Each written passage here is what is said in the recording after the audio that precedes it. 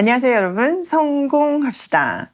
드디어 2024년 마지막 날인데요. 사실 오늘 뭔가 좀 다른 본문을 할까? 한 해를 마무리하는 메시지를 따로 준비할까? 이런 생각을 하다가 그냥 성경의 본문대로 하게 됐어요. 근데 너무나 놀랍게도 하나님이 새로 시작하는 한 해를 준비하는 내용, 새 출발의 기회를 주시는 내용으로 우리에게 메시지를 주시는데요. 한번 들어가서 보도록 할게요. 16절, 백성 가운데서 군인들이 하나도 남김없이 다 죽은 뒤에 주님께서 나에게 말씀하셨습니다. 자, 먼저 이까지 보면 지금 어떤 상태인가요? 네, 맞아요. 이스라엘 백성들이 이제 광야 생활을 마무리하고 약속의 땅을 향해 가는 중요한 시기죠. 그런데 바로 이 16절, 17절에서 출애굽 1세대, 반역의 세대의 종말과 새로운 세대의 시작을 알리고 있어요. 세대 교체가 완벽하게 이루어졌음을 딱 보여주면서 하나님의 말씀이 그대로 성취되었음을 증명해 보여주고 있어요. 또 이 포인트는요, 새로운 세대를 향한 하나님의 계획이 시작되었음을 알려주는 타이밍이죠.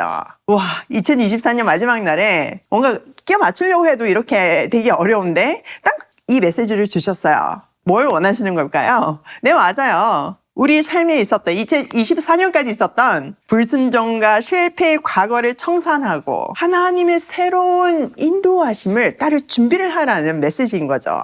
자, 과거를 청산하고 새로운 시작을 할 준비 되셨나요? 한번 더 들어가서 보도록 할게요. 자, 18절. 오늘 너는 모압 땅의 경계인 아르를 지나 암몬 자손이 사는 곳에 다다를 것이니 너는 그들을 괴롭히지도 말고 싸우지도 말아라. 암몬 족속의 땅은 내가 너에게 유산으로 주기로 한 땅이 아니다. 그곳은 내가 이미 롯의 자손에게 유산으로 주었기 때문이다. 자, 하나님은 이번에도 이스라엘 백성들에게 암몬 자손의 땅은 건들지 말라고 명령하세요. 그 이유는 이미 롯의 후손에게 주시기로 한 약속의 땅이라는 거죠. 하나님의 언약이 얼마나 신실하게 성취되는지를 보여주는 대목이에요. 이런 것을 보면서 특별히 하나님이 택한 백성이 아닌 그 백성에게도 하나님이 약속을 신실하게 지키시잖아요. 이 대목을 통해서 우리는 하나님의 자녀인 우리에게 주신 약속을 더 신뢰할 수 있게 되죠. 더불어서 이 통과하고 싸우고 이런 여정을 보면서 내 삶의 경계를 잘 지켜야 하겠다는 생각도 하게 되고 다른 사람을 향한 하나님의 계획도 존중하게 되죠. 자, 20절. 이것도 르바임 땅으로 알려진 곳이다. 전에는 거기에 르바임이 살았는데 암몬 사람은 그들을 불러서 삼순민이라고 하였다. 그 백성은 강하고 수도 많고 아낙 족속처럼 키도 컸으나 주님께서 그들을 암몬 사람들 앞에서 진멸시켰으므로 암몬 자손이 그곳을 차지하고 그들 대신에 그곳에 살았다. 자, 암몬 족속도요, 거인족을 물리치고 그 땅을 차지했다고 언급하고 있어요. 자, 이게 뭘 말하고 있을까요? 네, 맞아요. 하나님이 암몬 자손에게 주신 그 언약 때문에 이 거인 족속을 물리치게 하셨죠. 정확하게는 주님께서 그 거인 족들을 암몬 자손 앞에서 진멸시켰다고 말씀하세요. 이걸 통해서 이스라엘에게도 가나안 정복이 이렇게 이루어질 것이라는 것을 말씀해주고 계신 거죠. 자, 이제 가나안 정복을 해야 되는 시점이잖아요. 기대도 되겠지만 솔직히 두려운 마음도 있겠죠. 또 그곳은 빈 땅이 아니라 이 암몬 자손들처럼 거인 족속이 살고 있는 땅이에요. 좋은 땅은 그 힘센 사람들이 다 차지하지 빈 땅으로 놀려놓을 일이 없잖아요. 그 두려운 존재들이 거기를 차지하고 있을지라도 하나님은 신실하시기 때문에 그 약속하신 대로 미리 가서 싸워서 너희들 눈앞에서 내가 다 처리해주겠다, 이 말씀을 하시는 거예요. 우리도 하나님의 약속을 붙들고 믿음을 가지고 인내하고 용기를 가지고 싸워야 하는 거죠. 자, 22절. 이는 마치 주님께서 세일에 사는 에서의 자손에게 하신 일과 같다. 주님께서 에서의 자손 앞에서 호리 사람을 멸망시키시니 그들이 그 땅을 차지하고 오늘날까지 호리 사람의 뒤를 이어서 거기에서 산다. 이것은 또 크레타에서 온 크레타 사람이 가사 지역에 살던 아위 사람을 쳐부수고 그들의 뒤를 이어서 그곳에서 산 것과 마찬가지이다. 자, 하나님께서 세일산에서 에서의 후손에게 거인족을 이길 힘을 주셨고 또 이 크레타 사람들, 이 사람들은 블레셋의 선조라고 볼 수 있거든요. 이들도 거인족, 가나안에 살고 있던 거인족을 물리칠 힘을 주셨다는 것을 강조하고 있어요.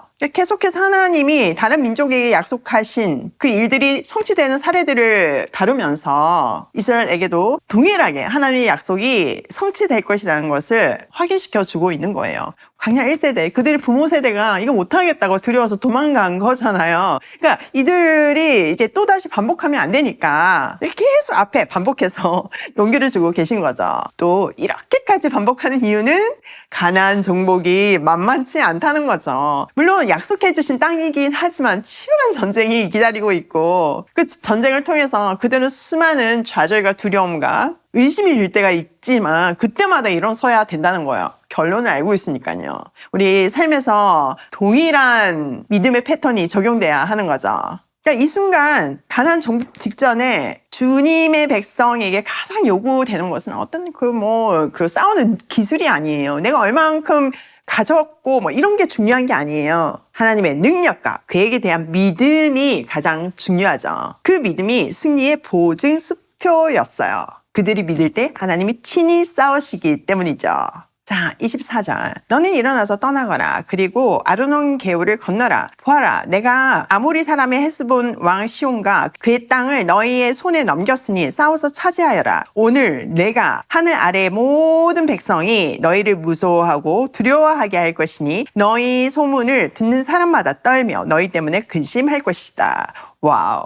자. 먼저 이 본문을 1차적으로 보면 하나님은 아모리에 대해서는 에돔, 모압, 암몬과는 다른 디렉션을 주셨죠. 돌아서 가는 것이 아니라 싸워서 차지하래요. 자, 여기에서 보면요. 24절에 아르논 개울을 건너라 이런 표현이 있죠. 이 강은요. 동해에서 서로 흐르는 강으로서 모압과 시온이 지배하는 나라의 경계선이었어요. 자, 우리가 앞에서 13절에도 개울 하나 건넜잖아요? 이때는 세렉 개울이었죠. 그 개울을 건넜다는 의미는 뭐였다고 했는지 기억나시나요? 네, 맞아요. 그때는요, 1세대, 반역의 세대가 끝났음을 의미했어요. 근데 지금 이 아르논 개울을 건너는 거는 드디어 약속의 땅 정복이 시작되었음을 뜻해요. 지금 이때 정복한 땅이 결국 요단 동편 땅이고 르우벤, 갓, 므낫세 반지파에게 주어졌잖아요. 그러니까 실질적인 정복이 시작된 거죠.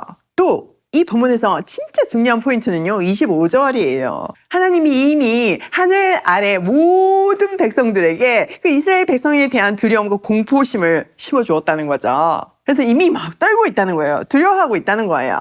자, 이 말은 이스라엘에게 이미 승리를 주셨다는 거를 알고 있는 거죠. 사실 이걸 증명하는 대목이 앞에서 나오잖아요. 정탐꾼 사건 때 정탐꾼이 갔을 때 기생 라합이 이미 막 여기서 다 떨고 있다고 얘기해 주잖아요. 내가 그 소문을 들었다. 우리는 절대 너희를 이길 수 없음을 아니까 우리 가족을 살려달라. 이 얘기를 하잖아요. 하나님이 이 말씀대로 앞서 싸우시는 분이시라는 것을 증명해 주는 굉장히 중요한 대목이에요. 사실 이 말씀이 우리에게도 얼마나 힘이 되나요? 새로 시작하는 일 앞에서 하나님이 주신 그 약속의 땅을 정복해야 하는 그런 진행 과정 속에 있다 할지라도 우리는 늘 두려움이 몰려오잖아요. 현실을 보면 절대 내가 싸울 수 있는 전쟁이 아니기 때문에 믿음이 떨어질 때마다 두려움이 채워져요. 그런데 하나님이 이 적들의 마음을 알려주시잖아요. 니네 지금 너무 무서워 보인다고 해도 그들 이미 너희들에 대해서 듣고 두려워하고 있다. 승리는 너무나 당연한 것이니까 두려워하지 말고 믿음으로 나아가라. 이 메시지를 주시는 거예요.